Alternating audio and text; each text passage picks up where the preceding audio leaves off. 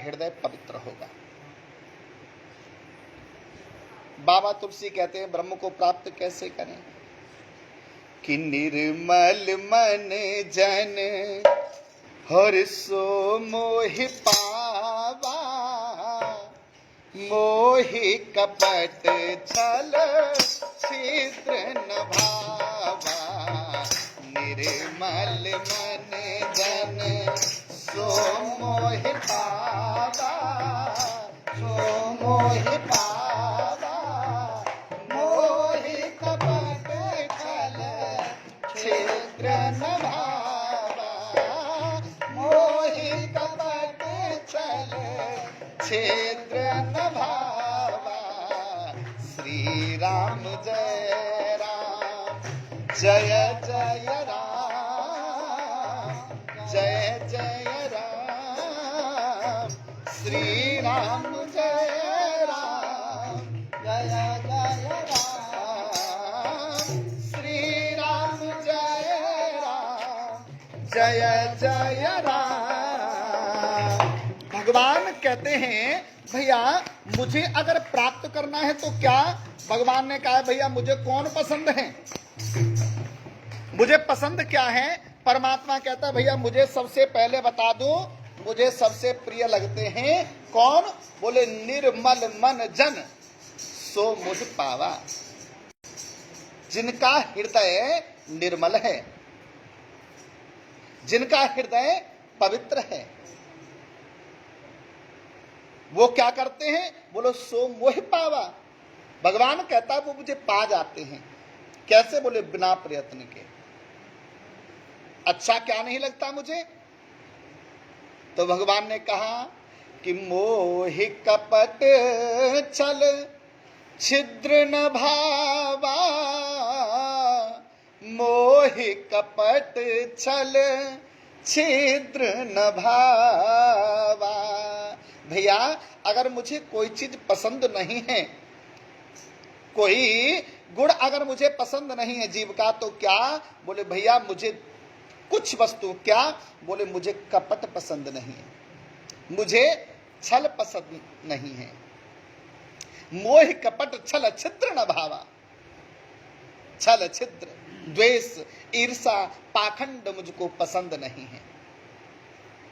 अब ये छल, ये ईर्षा, ये पाखंड, ये द्वेष मिटेगा कैसे? बोले अगर इसको मिटाना है तो भैया प्रभु की शरण में हमको चलना चाहिए। अब प्रभु शरण की अगर बात आती है, प्रभु चरणों में अगर जाने की बात आती है, तो प्रभु चरणों में जाएं कैसे, पहुंचे कैसे? बोले उसके लिए आपको किसी सदगुरु की आवश्यकता पड़ेगी। प्रेम से बोल दो। हमारे संतों ने भी कहा है, गुरु क्या करते हैं? गुरु संसार सागर से हमको पार कर दिया करते हैं। गुरु संसार और उस पार लगा देना, मेरी नैया उस पार लगा देना। गुरुदेव मेरी नैया उस पार लगा देना, गुरुदेव मेरी नैया उस पार लगा देना। अब तक तो निभाया है, अब तक तो निभाया है, आगे भी निभा देना।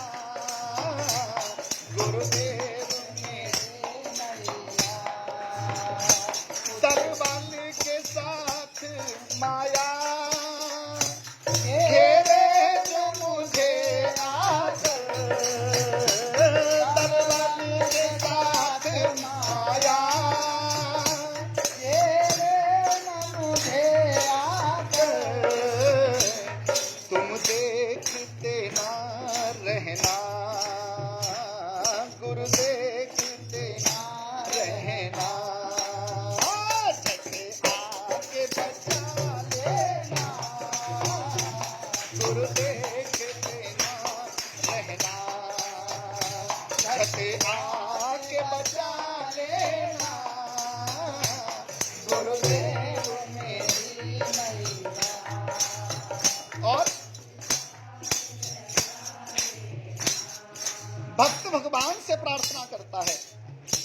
गुरुजी मेरी नैया, अब नैया कौन सी, अगर नैया की बात करें तो भैया नैया कौन सी की बात करता है, बोले ग्रस्त रूपी नैया है।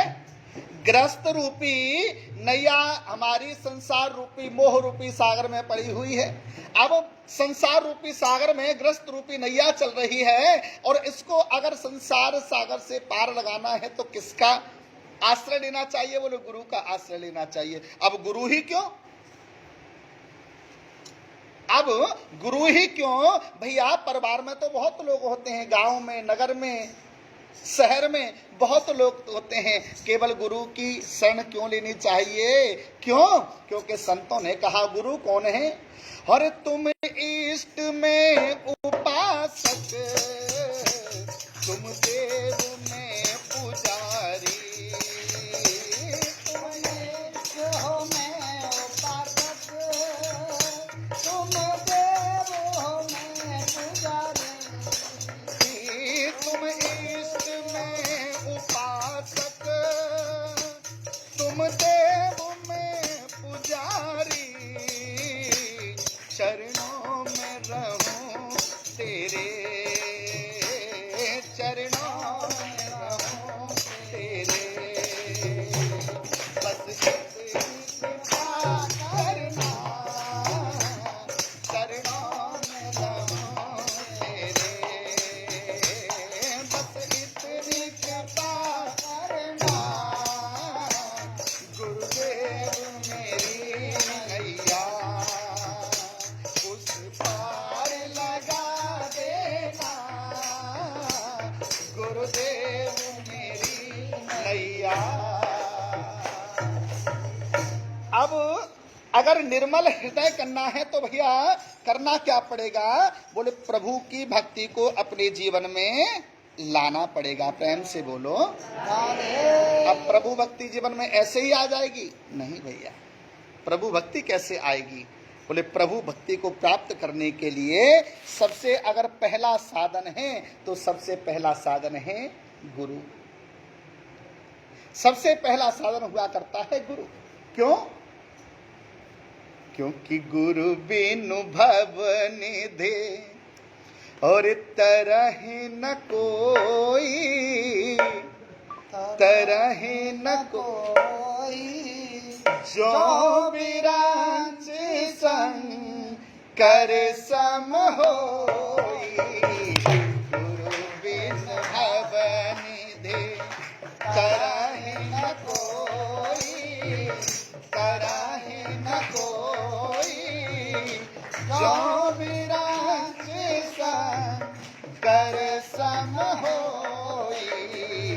श्री राम जय राम, जय जय राम बोलो, जय जय राम। श्री राम जय राम, जय जय राम, राम। श्री राम जय राम, जय जय राम। गुरु ही क्यों? क्योंकि भैया रामचरितमानस में लिख दिया कि गुरु बिनु भव निधि तरह न कोई, गुरु के बिना इस भव से, इस संसार सागर से कोई तर नहीं सकता। अरे भैया क्यों नहीं तर सकते, हम तो पैसे वाले हैं, हम तो धनवान हैं, हमारे अंदर तो बहुत बल है, हम तो नैया को अपने सहारे ले जाएंगे। ना भैया, आप अपनी तो छोड़ दो। रामचरितमानस में बाबा तुलसी ने कहा भैया त्रिलोकी में त्रिदेवों का वर्णन आया है, विशेष रूप से ब्रह्मा विष्णु और महेश, और तीनों देवताओं में सबसे प्रभावशाली अगर देवता किसी को माना गया है तो माना गया भगवान शंकर को। प्रेम से बोल दो भगवान शंकर को। भगवान शंकर तीनों देवताओं में सबसे बड़े। हमारे शास्त्रों में वर्णन है ब्रह्मा जी की 100 वर्ष, भगवान शंकर कितने बड़े होंगे, कितने प्रभावशाली होंगे, ध्यान देना। कलयुग, द्वापर, त्रेता और सतयुग, ये चारों युग 71 बार से कुछ अधिक तक बीत जाते हैं, तब कहीं जाकर के ब्रह्मा जी का एक दिन होता है। प्रधान जी, डॉक्टर साहब, चारों युग 71 बार से कहीं ज्यादा व्यतीत हो जाते तब ब्रह्मा जी का एक दिन, उतनी ही बड़ी एक रात्रि, उसके हिसाब से 100 वर्ष, तब विष्णु भगवान का एक दिन, उतनी ही बड़ी एक रात्रि, और ऐसे ही रात्रि के हिसाब से, दिन के हिसाब से विष्णु भगवान के 100 वर्ष, तब कहीं जाकर के भगवान शंकर का एक दिन हुआ करता है। प्रेम से बोलो। तो कौन हुआ प्रभावशाली तीनों देवताओं में? हैं? भगवान शंकर। तो बाबा तुलसी ने वर्णन किया, भैया गुरु के बिना संसार से कोई तर नहीं सकता। अब हम कहें भैया हम पे तो धन है, धन से खूब धर्म करके हम तर जाएंगे। भैया आप कितना भी धर्म कर लो, आप कितने भी माला लेकर के बैठ जाओ, लेकिन गुरु बिनु भवनिधि तरहि न कोई। गुरु के बिना कल्याण नहीं। देवताओं की छोड़ो, शास्त्र कहते हैं गुरु के बिना तो हमारे पितृ हमारे जल को स्वीकार नहीं करते। ये तो भैया निगुरा है, और निगरे का जल पितृ भी स्वीकार नहीं करते। अगर ब्रह्म की बात करें, भगवान की बात करें, तो भैया कोई अतिशयोक्ति नहीं होगी। गुरु के बिना संसार सागर से कोई पार नहीं हो सकता। अगर प्रभाव की बात हो तो हमारी और आपके प्रभाव की तो छोड़ दो। तुलसीदास जी ने रामचरितमानस में कह दिया कि जो बिरंच शंकर सम होई, भगवान शंकर के समान कोई प्रभावशाली कौन हो। लेकिन सत्यता ये है कि गुरु के बिना मुक्ति प्राप्त नहीं होती। प्रेम से बोलो। गुरु के बिना मुक्ति प्राप्त नहीं होती। क्यों? गुरु क्या है? रामचरितमानस में पुनः वर्णन किया तुलसीदास। गुरु वंदना, गुरु वंदना में अपना सर्वस्व लगा दे, सब गुरु वंदना की तुलसीदास ने। और गुरु को क्या बताया? गुरु क्या है?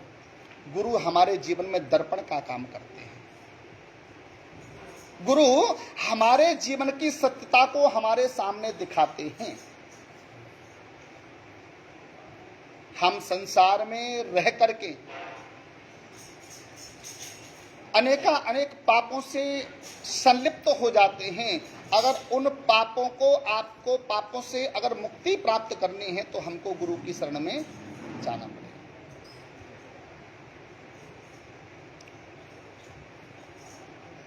और गुरु क्या करेंगे? बोले गुरु हमारे जीवन में, जैसे ही हम गुरु की शरण में जाएंगे तो गुरु हमारे जीवन का सबसे पहले अज्ञान दूर करते हैं। अज्ञान, अज्ञान माने अंधकार। गुरु क्या है? गुरु शब्द का अगर हम विचार करके देखें तो गुरु अंधकार से प्रकाश की ओर ले जाने वाला शब्द है। अंधकार से हमें प्रकाश की ओर ले जाता है। हमारे अज्ञान को मिटा करके हमारे जीवन में ज्ञान को गुरुजी लेकर के आते हैं। और इसीलिए हमारे संत कहा करते हैं गुरु के लिए, गुरुजी कोई कृपा करो या न करो, लेकिन एक कृपा अवश्य कर दो। कौन सी? हरि बूटी ज्ञान की पिला दो गुरुदेव, दर्द मेरी नस नस में, बूटी ज्ञान की पिला दो गुरुदेव,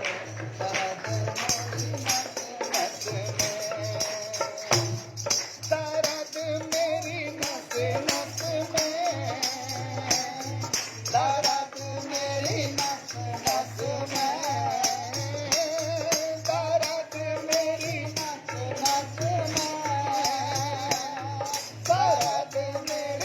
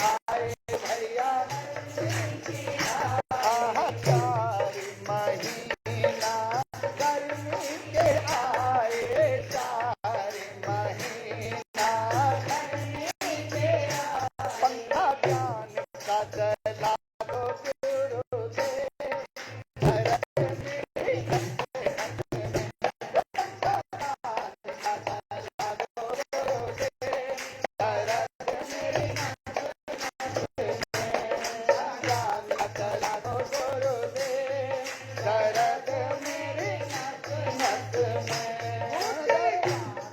पिला दो गुरुदेव, दर्द मेरी नस नस में, दर्द मेरी नस नस में,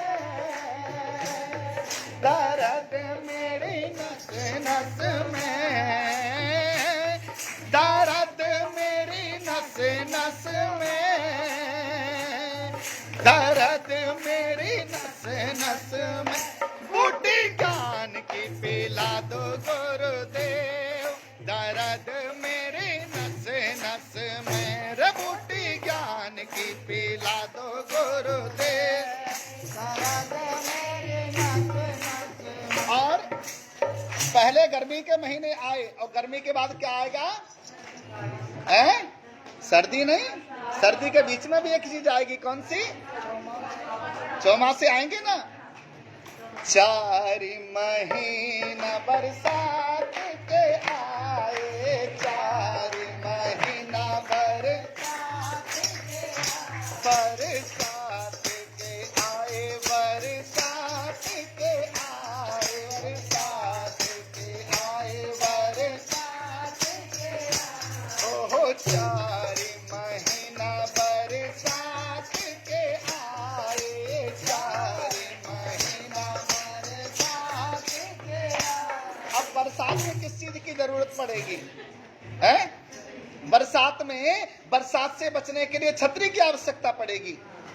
तो गुरुजी क्या करो? बोले भैया हमें और छतरी की जरूरत नहीं, हमें तो केवल एक छतरी चाहिए, सारी बरसात से हमारी रक्षा हो जाएगी। कौन सी?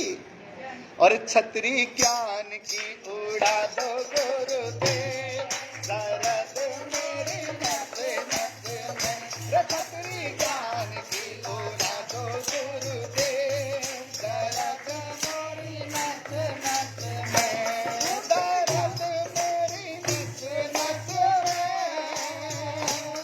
दर्द मेरी नस नस में, दर्द मेरी नस नस में, दर्द मेरी नस नस में, बूटी ज्ञान की उड़ा दो गुरुदेव, दर्द मेरी नस नस में, बूटी ज्ञान की उड़ा दो गुरुदेव, दर्द मेरी नस नस में। और अब बरसात गई, बरसात के बाद हमारे किसका आया? अब ठंडी आ गई भैया। अब ठंडी आ गई तो क्या करें? अब देखो घर से बाहर नहीं निकलना। ये संतों की कृपा है, ये गुरु की कृपा है, ये सदगुरु की अमृतमयी अनुकंपा है हम सबके ऊपर।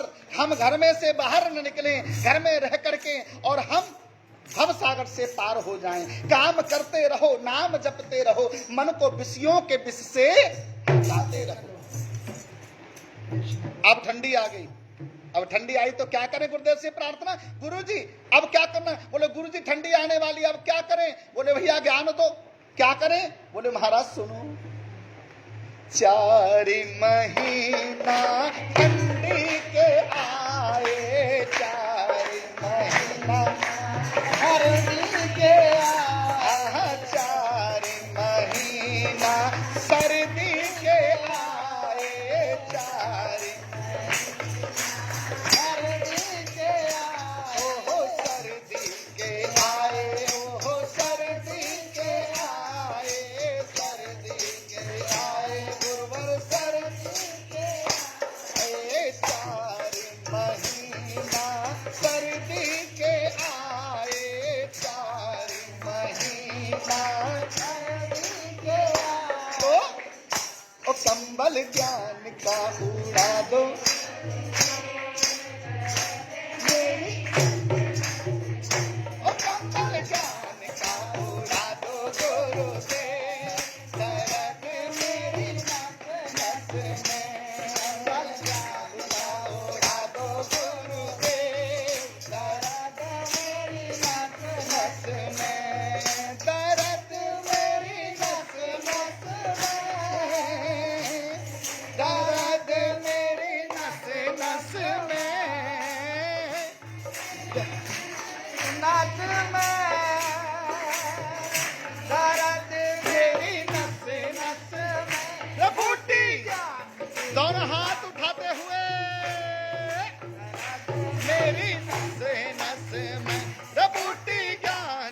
पिला दो गुरुदेव, दर्द मेरी नस नस में प्रभुटी ज्ञान की पिला दो गुरुदेव, दर्द मेरी नस नस में प्रभुटी ज्ञान की पिला दो गुरुदेव, दर्द मेरी नस में प्रभुटी ज्ञान की पिला दो गुरुदेव, दर्द मेरी नस नस में प्रभुटी ज्ञान की पिला दो गुरुदेव, दर्द मेरी नस नस में। बोलिए सद्गुरुदेव भगवान की जय हो। ज्ञान रूपी दीपक प्रज्वलित गुरुदेव कर देते हृदय में। हमने प्रारंभ में कहा था कि हम कैरूवासी जो लोग हैं उनके बिल्कुल स्वभाव पर आज बोलेंगे। निर्मल मनजन सो मोह पावा, मोह कपट छल छिद्र न भावा। कपट रूपी, द्वेष रूपी, पाखंड रूपी, ईर्षा रूपी, छल रूपी, दम्भ रूपी जो हृदय में अंधकार है, उस अंधकार को गुरुदेव अपने ज्ञानतम प्रकाश से दूर कर दिया करते हैं। प्रेम से बोल दो। अब गुरु की शरण में पहुंचने के लिए करें क्या? अब समस्या सबसे बड़ी आती है, भैया गुरु कैसे मिले, गुरु मिले कैसे? तो हमारे शास्त्र कहते हैं भैया आप अगर गुरु ढूंढने निकलेंगे तो आपको गुरु प्राप्त नहीं होंगे। उदाहरण आता है राजा रहुगढ़ का। राजा रहुगढ़ सर्व संपन्न है, एक छत्र राज्य करने वाला राजा रहुगढ़, एक रहुगढ़ नाम का राजा।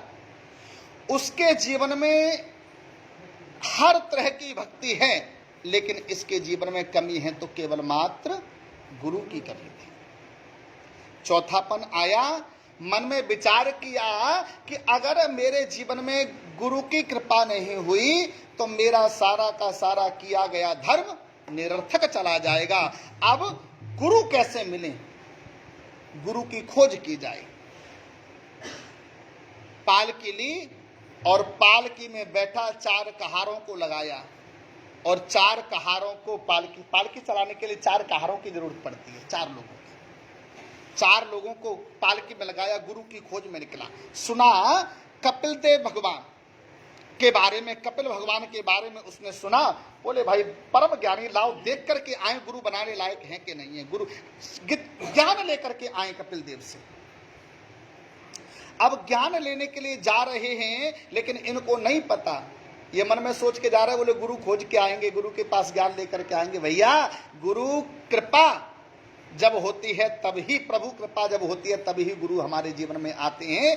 कपिल भगवान के पास जा रहे हैं, लेकिन देखना हमारे शास्त्र कहते हैं, हमारे संत कहते हैं भैया अगर आपके ऊपर प्रभु कृपा होगी तो आपको गुरु खोजने की आवश्यकता नहीं होगी। गुरु आपको अपने आप ही प्रभु कृपा से मिल जाएंगे, प्राप्त हो जाएंगे। प्रेम से बोलो। गुरु खोजने से नहीं मिलते, गुरु तो प्रभु कृपा से, प्रभु प्रेरणा से प्रदत्त होकर के शिष्य के पास पहुंच जाते हैं। कैरू गांव से प्रधान जी, विष्णु, विक्रम जी गुरु मंत्र धारण किया। क्या खोजने गए गुरु जी को? हैं? ये क्या है?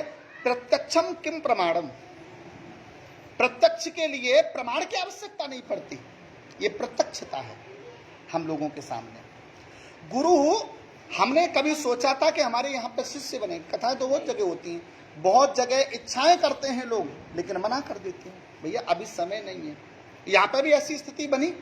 गुरु जिस दिन कथा का विश्राम था, मंत्र दे रहे थे, 2-4 ऐसे रह गए जिनको अब कोई नहीं, अब आगे देंगे कभी। क्यों?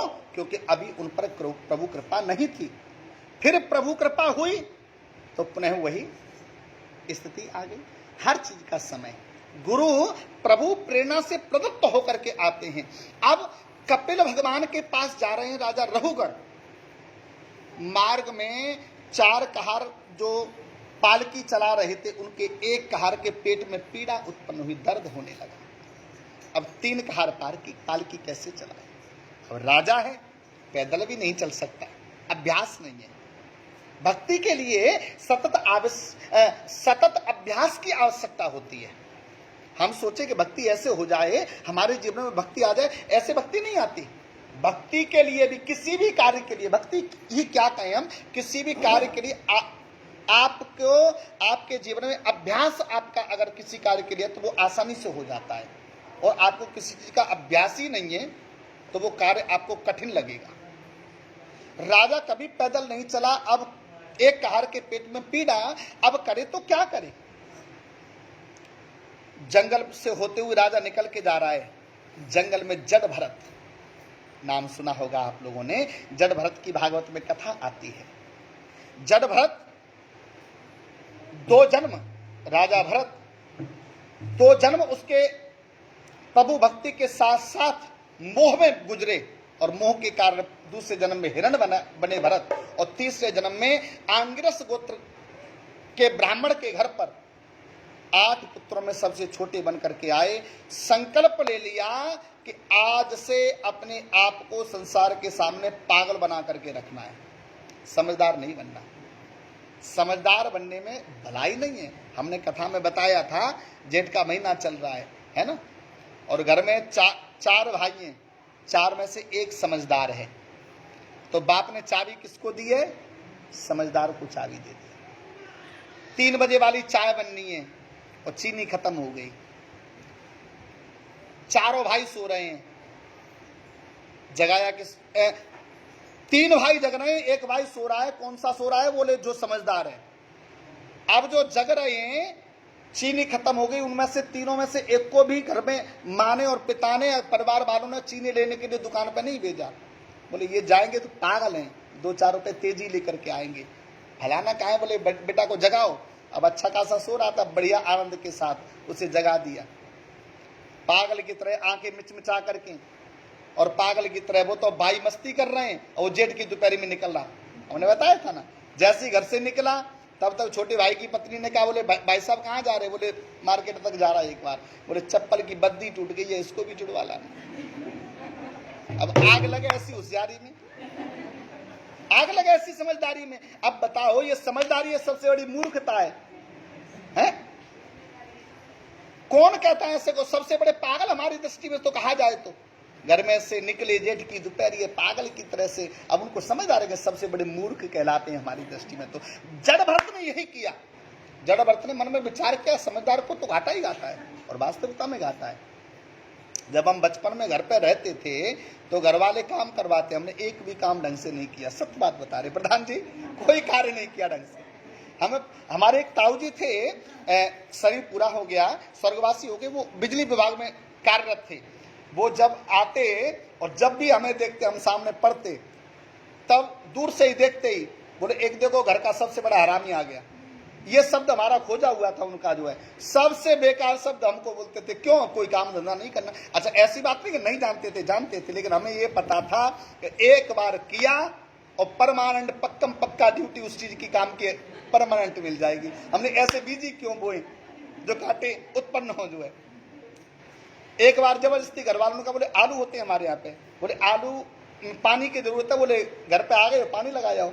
अब मना, माँ बाप से मना कैसे करें? मना नहीं किया। बोले ठीक है जी, आपकी जैसी आज्ञा। सीधे खेत में पहुंच के बढ़िया, मैंने कि 1 साल का नुकसान होगा। पूरा आलू में हिसाब से पानी दिया जाता, अपना पूरा खेत लबालब कर दिया। दोबारा आज तक हिम्मत नहीं पड़ी घर वालों की किसी काम को कहते, आज तक नहीं कहते। अब समझदार बनते तो वो ड्यूटी पक्का हो जाती। इसलिए समझदारी है कि अपने ज्ञान को भगवान के चरणों में लगा करके रखो। संसार में लगाओगे तो ये ज्ञान संसार तक रह जाएगा। प्रेम से बोलो। अब इसका मतलब ये मत समझ लेना कि अब घर में जाकर के कोई काम अच्छे से नहीं करना। नहीं। देखो, हमने तो जो गड़बड़ी की, हमारी गड़बड़ी का उद्देश्य तो ये था कि हमें कैरू गांव में आना था। अब अगर खेत में पानी लगा देते तो जरूरी था कि हमें इस लाइन में आते।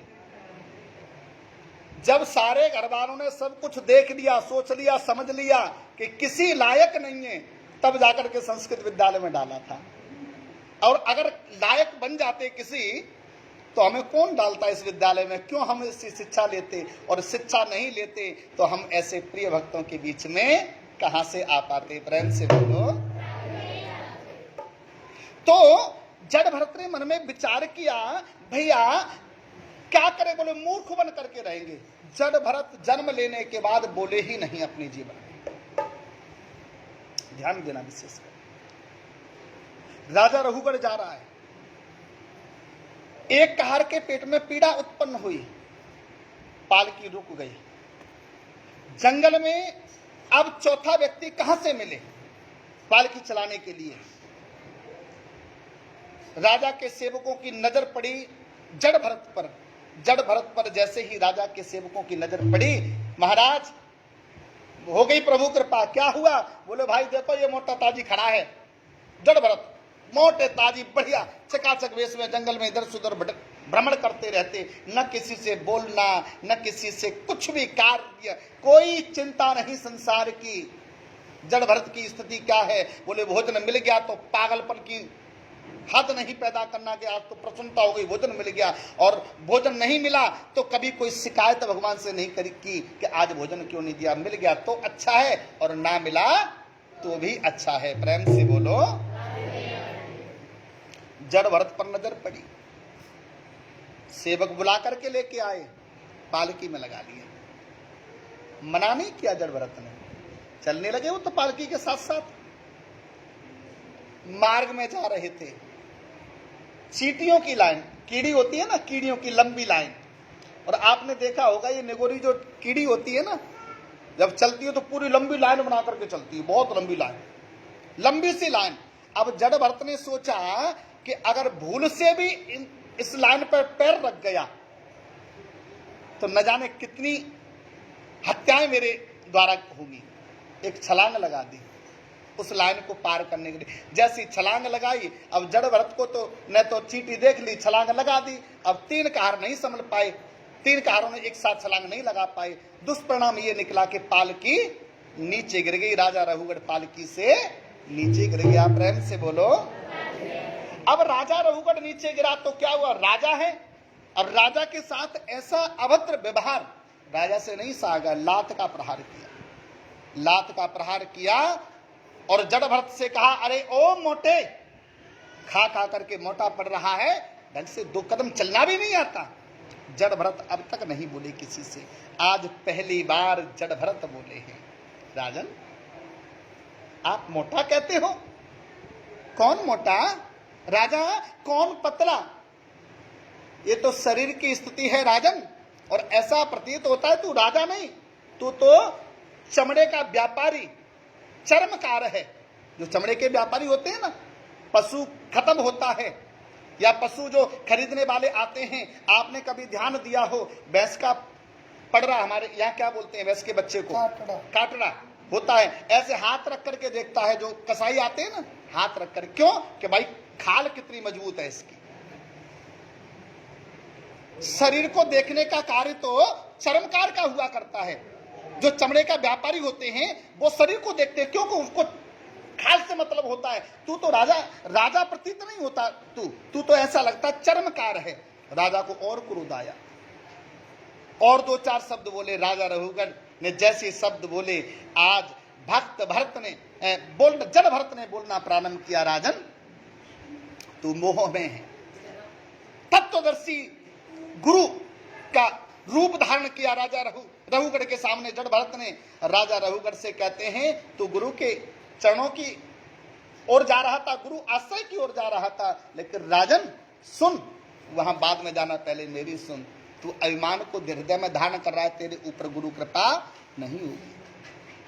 राजा को लगा ये तो गड़बड़ हो गई, ये तो कोई परम संत है। जैसे बोलना शुरू किया, और जब संत बोलते हैं, जब विवेकी संत बोलते हैं, ज्ञानी संत बोलते हैं, तो सामने वाला कितना भी बड़ा प्रभावशाली क्यों न हो, मौन हो जाता है।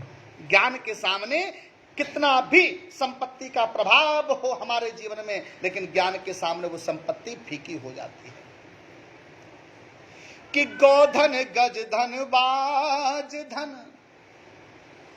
और रतन धन खान, और जब आवे संतोष धन तो सब धन धूल समान। ये सारी की सारी संपत्ति का अभिमान मद कब तक है? जब तक हमारे जीवन में ज्ञान नहीं है। प्रभु कृपा का ज्ञान हमारे जीवन में आ जाएगा तो निश्चित रूप से मान करके चलना कि सर्व संपत्ति त्रिलोकी की हमें फीकी लगने लगेगी। सत्य क्या लगेगा? बोले सत्य भगवान की भक्ति लगने लगेगी।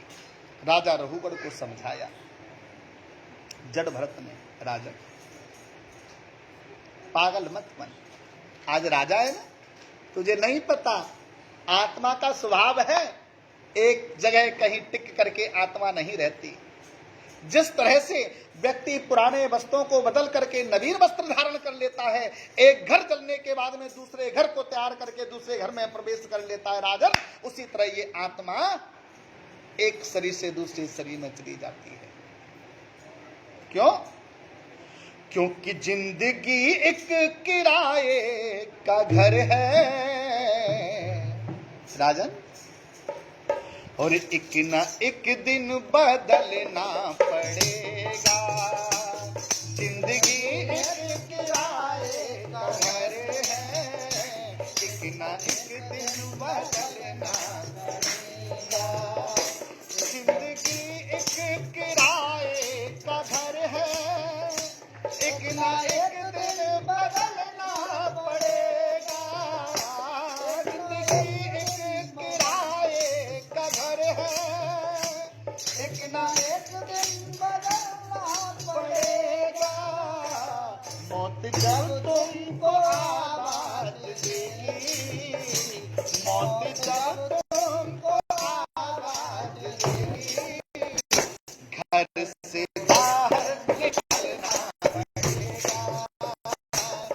मौत जब तुमको आवाज देगी, घर से बाहर निकलना पड़ेगा।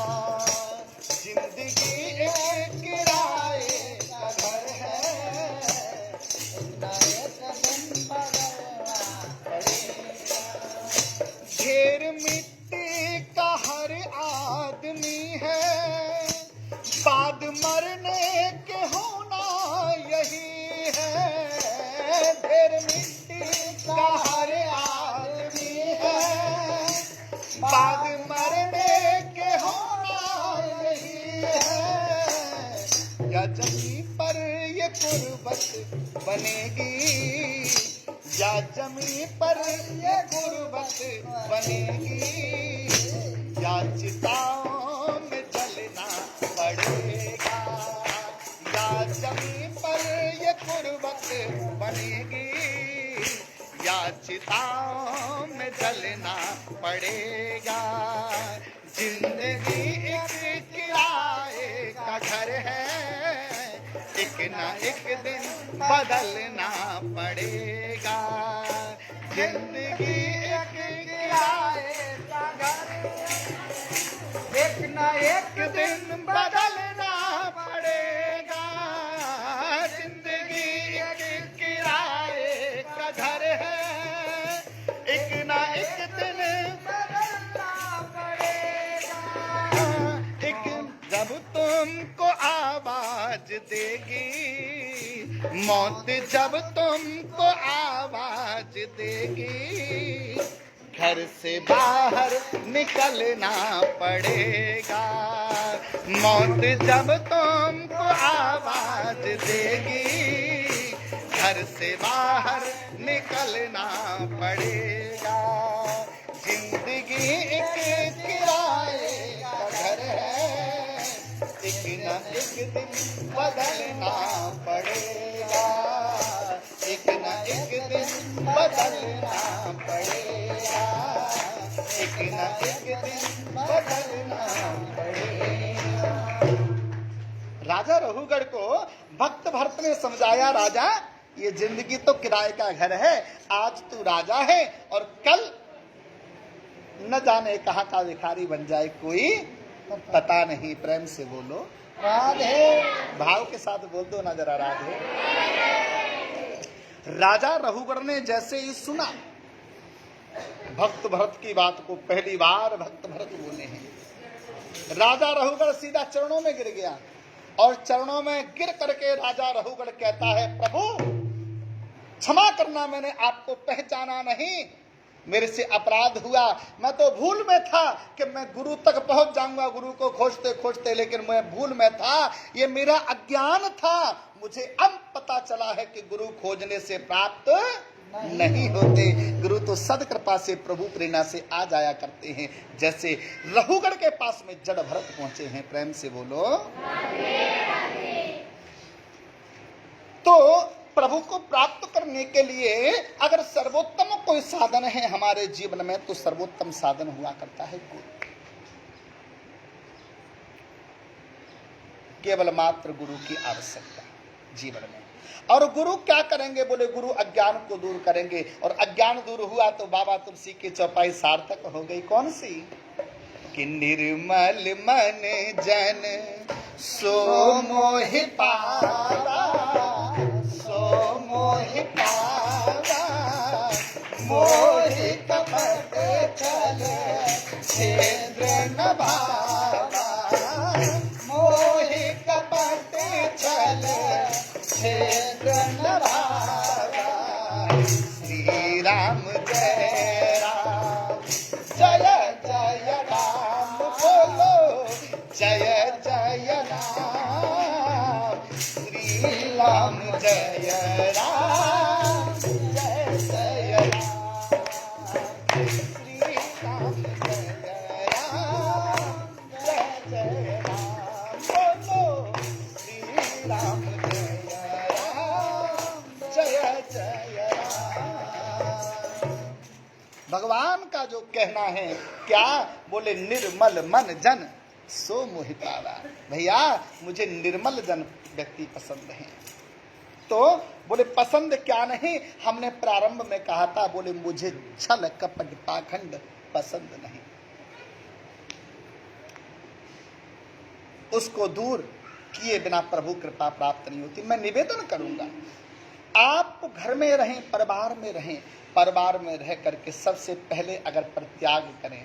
देखो सत्संग में अगर हम जाते हैं तो सत्संग में आते ही कहीं न कहीं प्रभु कृपा हमारे साथ जुड़ जाती है। उसको अगर हमें सार्थक करना है प्रभु कृपा को, तो ये बात विशेष रूप से ध्यान रखना, सत्संग में आने का जो हमारा औचित्य है तभी पूरा होगा। सत्संग में आना तभी सार्थक होगा जब हम सत्संग से कुछ लेकर के जाएंगे। आप जैसे थे, जैसे आए और वैसे ही चले गए, तो फिर उससे अच्छा बढ़िया कूलर पंखा एसी चला करके घर में आराम कर रहे हैं वो है ना। सत्संग में आने का तात्पर्य जीवन में बदलाव।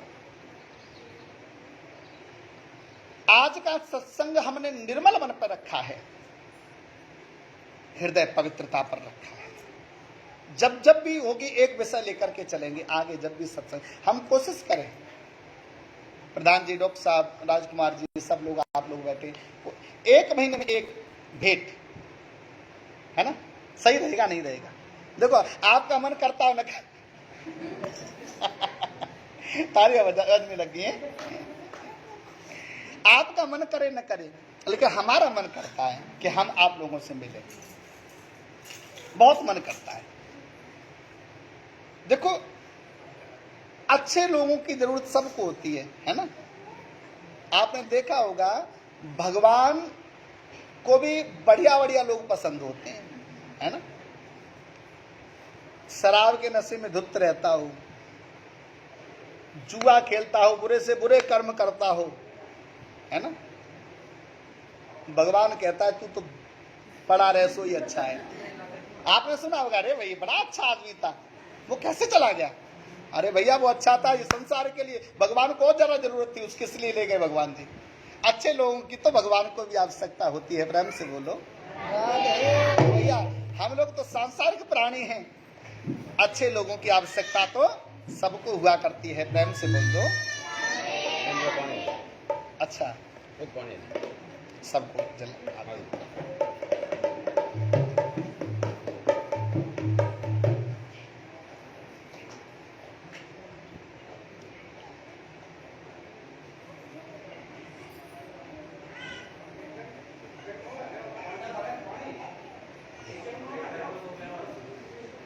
बोलिए वृंदावन बिहारी लाल की, सदगुरुदेव भगवान की। तो आराम से, बिल्कुल आराम से लेते जाएं, आराम से देते जाएं। वाह क्या बात है, बहुत अच्छी बात। देखो समय की अवधि भी आज हमारे पास ज्यादा नहीं है। बस आगे तो बात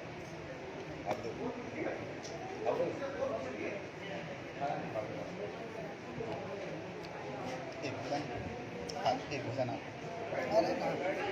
बोलिए वृंदावन बिहारी लाल की।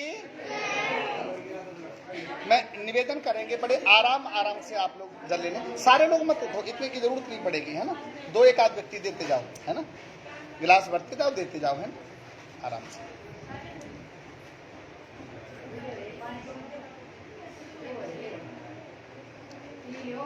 समय की अवधि मैं निवेदन करूंगा बहुत कम है, क्योंकि आज 5 बजे से विभानी में विशाल सुंदरकांड का पाठ भी है, विभानी की धरा पर। तो समय की अवधि कम है, तो आज ज़्यादा विषय नहीं लेंगे। एक भजन का, आचार्य जी के भजन का हम लोग आनंद लेंगे। और आज सिर्फ हम इसी शब्द पर बोलना चाह रहे थे कि निर्मल मन। आप सब पवित्र हृदय हो, और अगर कहीं पर भी कोई थोड़ी बहुत कमी हो तो मेरा निवेदन है सत्संग को सार्थक करते हुए आप उस कमी को दूर करें, पवित्रता लेकर के आएं। जितनी आज सास बैठी हैं, सबसे पहले मैं निवेदन करता हूं आप सभी अपने बहुओं के प्रति, अपने बच्चों के प्रति प्रेम प्रारंभ कर दो। जितनी बहुएं बैठी हैं उनसे मेरा निवेदन है अपनी सास के लिए, अपने ससुर के लिए आप अपने हृदय में सम्मान की भावना लेकर के आ जाओ। अब तक क्या हुआ छोड़ दो इस बात को। अबलो न साही अबना न सही हो। अब तक हमारे मन में अगर कहीं चोर बैठा था, कौन सा चोर? अज्ञान रूपी चोर है, छल रूपी चोर, कपट रूपी चोर, पाखंड रूपी, ईर्षा रूपी चोर अगर बैठा था, अब तक नहीं पता था, लेकिन अब पता चला। आज से हम परित्याग करते हैं। अब आराम से लेते जाओ। समयावधि कम होने के कारण मैं विश्राम नहीं दे रहा, सीधे चलेंगे 2 मिनट के लिए केवल। मां सत्संग का लाभ तब मिलेगा जब आप ये संकल्प लेकर के जाएंगे।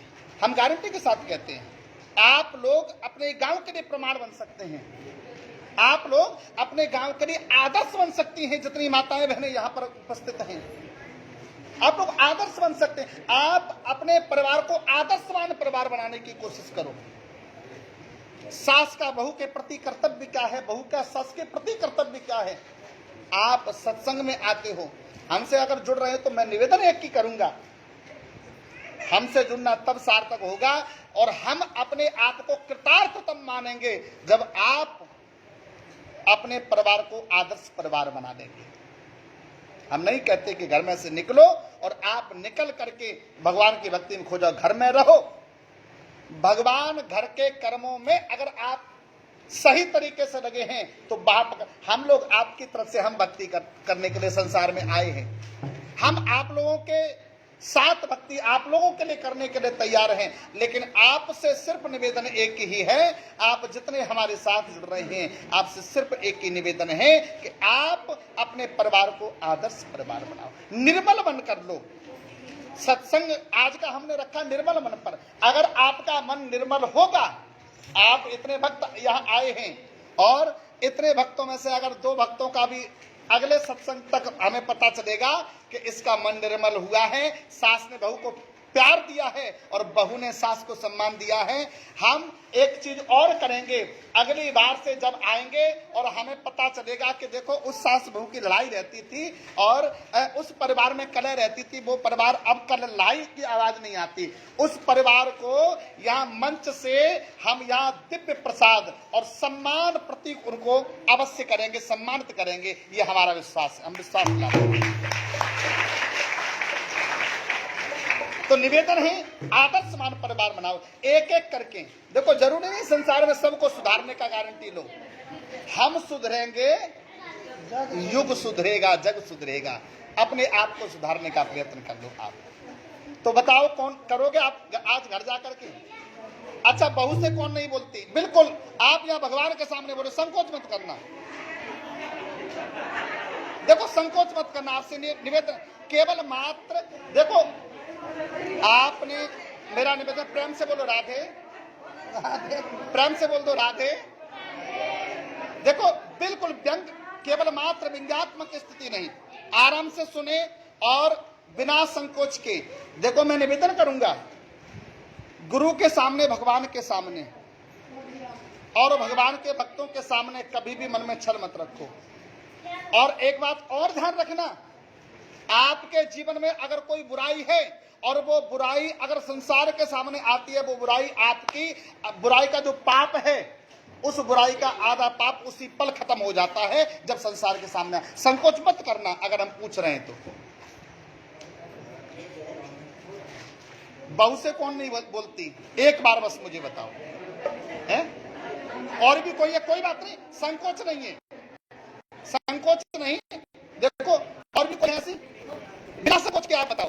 देखो ये परिवार है, गुरु शिष्य का, और सभी जहां भक्त हैं, सभी जहां भक्त हैं। मेरा निवेदन है, और भी कोई है? अब मैं निवेदन करूंगा, ध्यान देना। अब मैं ये कहता हूं, सास से कौन नहीं बोलती बहू?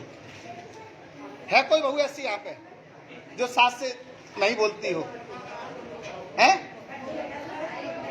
बताओ कौन है कोई? आज मेरा निवेदन है, आज आप मेरे विश्वास के लिए घर जाकर के बहू के सिर पे हाथ रखना, और बहू जो नहीं बोलती वो सास के पैर छू करके क्षमा प्रार्थना मांगना। आज से हम अपराध नहीं करेंगे, आप जैसे आज्ञा करेंगे स्वीकार करेंगे। बहुत बड़ी बात नहीं है। झुकता वही है जिसमें फल लगते हैं, झुकता वही है जिसमें कुछ जान होती है, झुकता वही है जिसमें कुछ जान होती है, और अकड़ना तो मुर्दे की सही पहचान होती है। प्रेम से बोल दो। तो झुकने में बुराई नहीं है, आप करके देखें और अपने मन को निर्मल बनाएं, ऐसी मेरी प्रार्थना। इसी प्रार्थना के साथ मैं अपनी वाणी को विराम दूंगा और एक भजन हमारे आचार्य जी के द्वारा, और उसके बाद सीधे हम संकीर्तन के माध्यम से आरती की ओर चलेंगे, क्योंकि समयावधि गवाही नहीं देती। एक बहुत प्यारा भजन हम आचार्य जी के द्वारा श्रवण करेंगे। बोलिए वृंदावन बिहारी लाल की।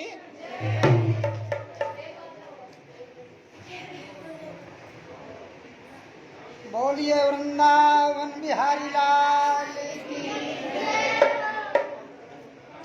खैर वास्तव में आप लोग बड़भागी हैं कि जिनको महाराज श्री के सद प्रवचनों का आनंद मिल रहा है। और आज जितना भी मैंने सत्संग सुना है, इतनी सरल वाणी के द्वारा, इतने सुंदर वाणी के द्वारा शायद हर कोई नहीं समझाएगा आपको। सच में दो शब्द महाराज श्री ने कहे थे कि गुरु तो प्रभु कृपा से मिलता है, गुरु को खोजने की जरूरत नहीं है। तो वास्तव में ये सच है कि उसकी जब कृपा होती है तो गुरु नहीं, हर चीज सुलभ हो जाती है, और अगर उसकी जीवन में कृपा नहीं है तो हर चीज कठिन हो जाती है। तो लेकिन एक चेतावनी जरूर दूंगा मैं। एक चेतावनी आपको रामचरितमानस के माध्यम से जरूर दूंगा कि आप सुतीक्षण जरूर बन जाना। अगस्त जी आपके सामने हैं, लेकिन आपको सुतीक्षण बनने की जरूरत है, क्योंकि सुतीक्षण ने कोई गुरु नहीं बनाया और अगस्त जी ने कोई शिष्य नहीं बनाया। लेकिन जिस दिन भाव देखा, जिस दिन वो प्रेम देखा, उस प्रेम के बंधन में फंसकर अगस्त जी तैयार हो गए कि मैं यहाँ केरू गांव में जरूर शिष्य बनाऊंगा।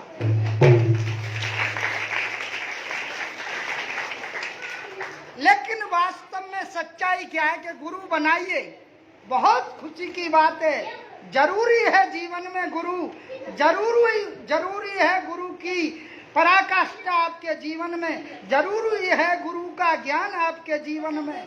लेकिन माई बाप एक और चीज जरूरी है, गुरु ते कपट ओ गुरु ते कपट मित्र से चोरी, गुरु से कपट मित्र से चोरी, के होई निर्धन के होई कोड़ी, गुरु से कपट,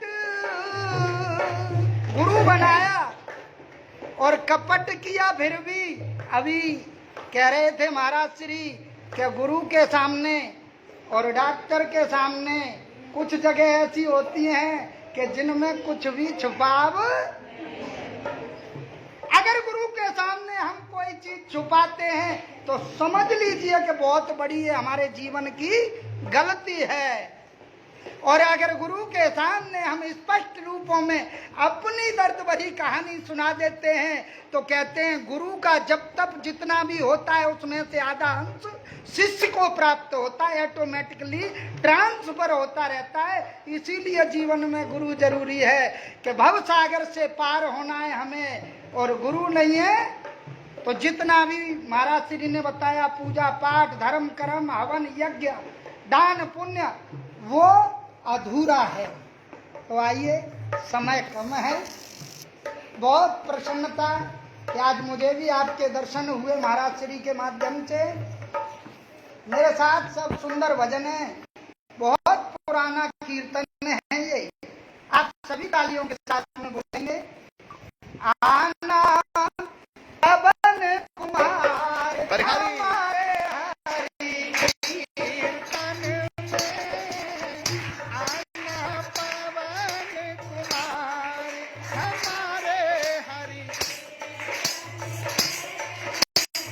आना पवन कुमार